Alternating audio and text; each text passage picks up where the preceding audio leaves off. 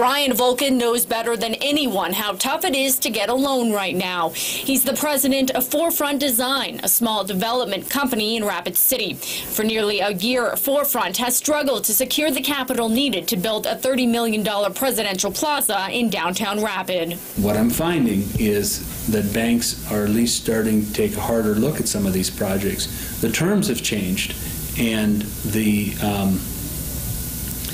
conditions in which they have to meet to get that lending is certainly changed. While the banks may be giving a little, it's still not enough, which is why Sam's Club is getting into the loan business. The company announced this week that it's starting a new program in conjunction with Superior Financial Group, offering its members loans of up to $25,000. The Sam's Club program is just one of several introduced to spur small business lending and stimulate the economy. Others argue the program doesn't fix the real problem, getting people in the stores. They say credit problems will improve once consumers start spending again. We have to get the community, the society, and the economics to start to stabilize enough so people can make some long-range decisions to hire more people, produce more product, and that type of thing. But Volken, who works in an industry where unemployment sits at 24%, disagrees. He says it's programs like Sam's Clubs that keep the economic engine running. When people take out a loan, they just don't hang on to that money. They go and they use it in another business, and then that business now uses it somewhere else. The Federal Reserve says it will hold a forum next week to explore ways to improve the flow of lending to small businesses. Until then, Sam's Club officials say business owners are wasting no time cashing in on their program. In Rapid City, Megan Palera, Black Hills, Fox News. Megan Palera joins us live now to explain. Megan, good evening. Julie, good evening. Today, the Stackenwalt family opened the doors of their new home to friends and family who've been hoping for the best, a speedy recovery for Brandon. At that time, not only was the family dealing with the unknown, they were trying to figure out how Brandon would be able to maneuver in what was an ill-fitting home. Today, those worries were over. It took 4 months and a construction crew of nearly 60 to flip this house to make it more handicap accessible for the Stackenwalt's beloved soldier. Somebody wanted to volunteer some labor and then more materials, and the project just naturally grew. A new addition for Brandon, plus new window siding and roof.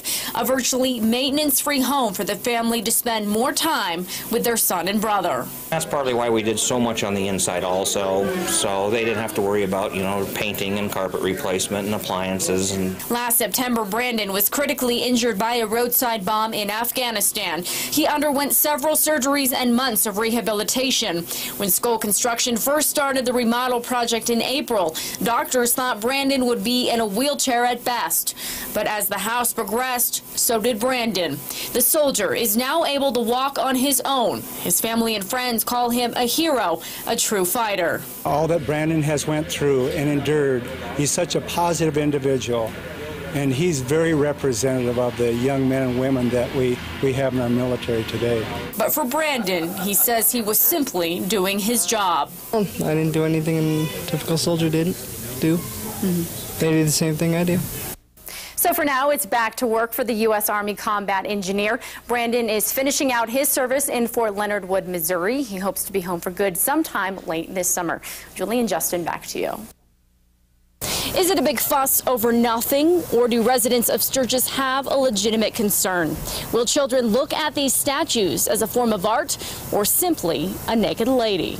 For 5-year-old Luke, he's still puzzled by what a statue is. You don't know what it looks like? Just a big brown thing?